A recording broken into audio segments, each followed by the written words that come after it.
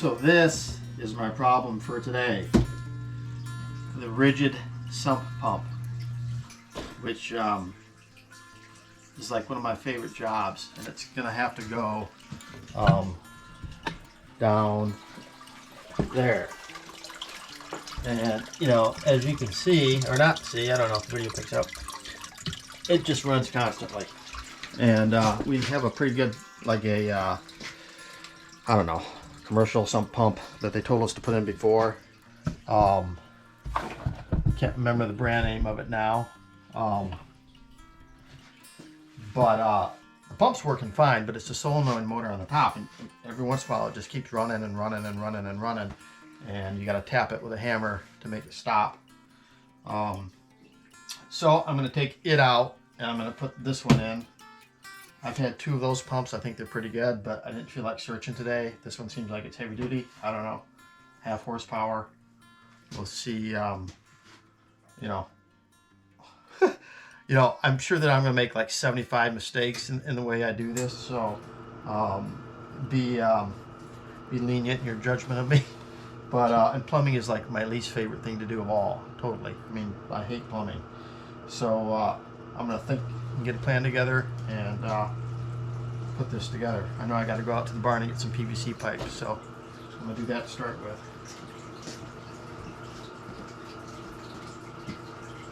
So I'm going to see what I got in here. I guess doing all this is worth, you know, what's a plumber going to charge me? $250 probably at least to do this. And probably a whole lot more if I had to come out at night when the basement was flooded.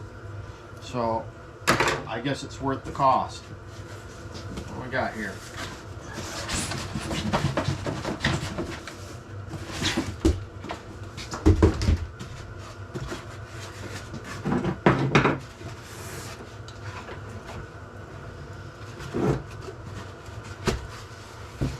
Sump pump.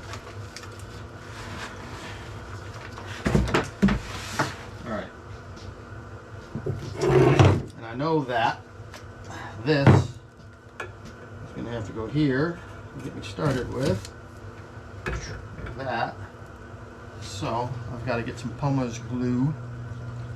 Glue that together, screw that in, and I'm just going to. So in my unboxing of the sump pump, getting my stuff together to put it in, I discovered that it's defective. When I picked it up off the shelf, I noticed that the box had this big, you know, kind of dent in it. I mean, I don't know. I guess I should have maybe picked a different one, though that is the top. But what's broken is this, where the float connects. This little piece, and it's supposed to connect here with, and obviously I guess that pulls it back down. It's just you know, when I got it out of the box it was broken. So back to Home Depot I go, and they're going to give me another sump pump. Yeah, they are.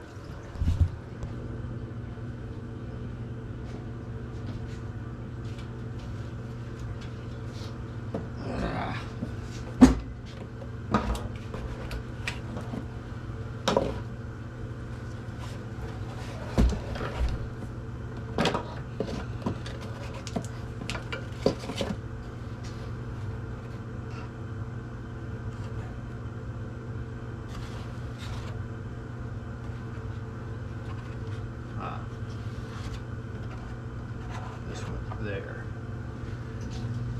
There's the broken piece. So I'll put in I'm back for the second opening of the rigid sump pump. This box does not appear to have any dents. No dents there, no dents there, no dents there. Hopefully it works.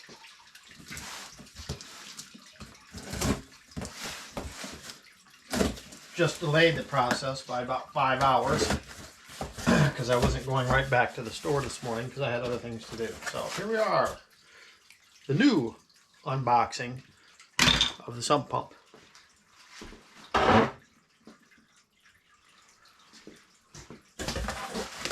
And we have new instructions. This time it's packed with this stuff instead of cardboard. We'll use that later for something else, I'm sure. All right. Up we go. Different packaging. All right. This off.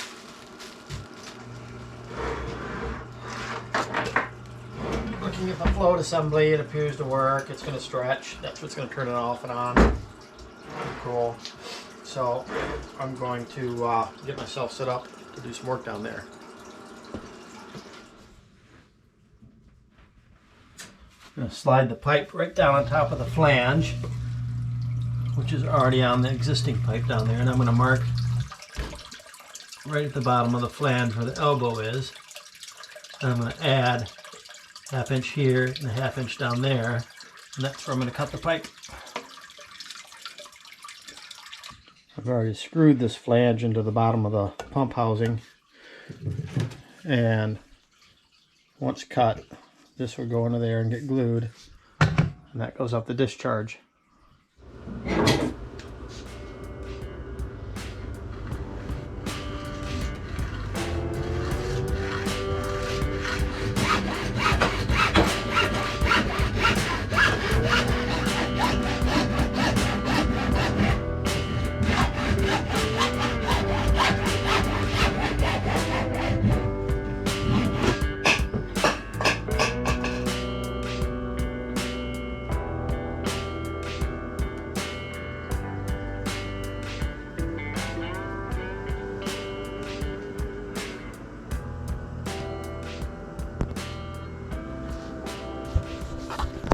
Yes, it is in fact the second day of the Sump Pump adventure. I returned the defective one to Home Depot yesterday, and you know, to their kudos, it was cakewalk. I was in and out of there in 5 minutes. I expected maybe I might have a hassle because it was like maybe I dropped the box or something, but nope, hassle-free, in and out in 5 minutes. Time I got back last night, I figured I wasn't going to do anything else, so we're going to put it in. I believe that this stuff is kind of like socks. I'm pretty sure that for every plumbing project I bought a new can of primer and cement. And it's like you use 3 drops of it. And where does it go? Nobody knows. Nobody knows.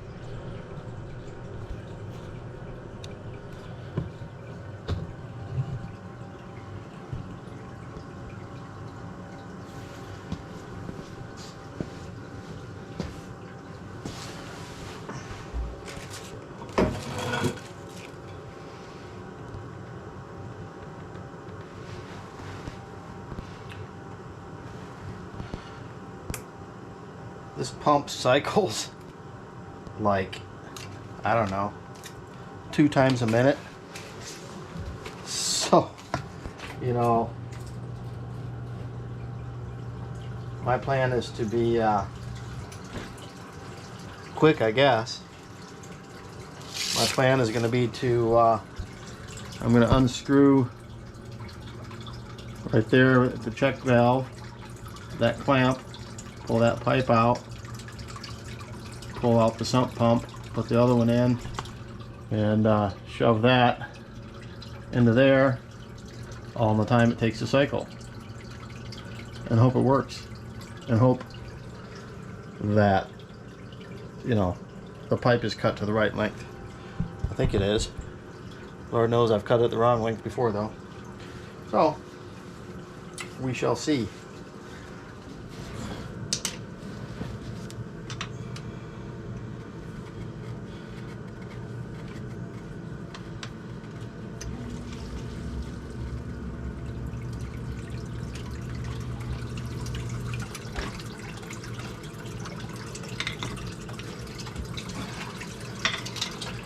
So I'm gonna see if I can get it loose.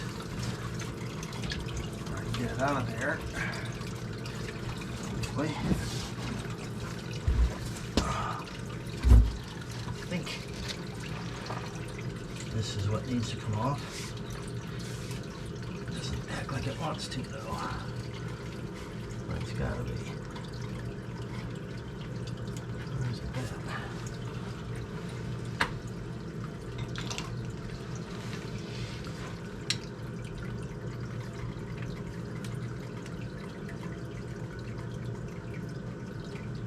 Not really sure what this one is holding on, but one of these is going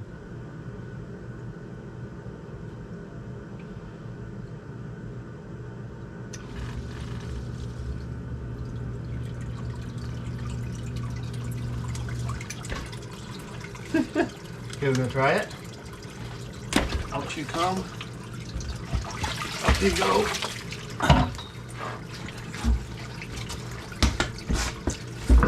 Now, this guy, down it goes. And it's going to sit right there. I'm going to run out of time to get this off there. I think. There we go. Okay. Goes off. That goes on there. That goes on there, right? And we're going to tighten it down very quickly, right? Tight, and tight, ish. Now plug it in quickly and pray for the best. Right.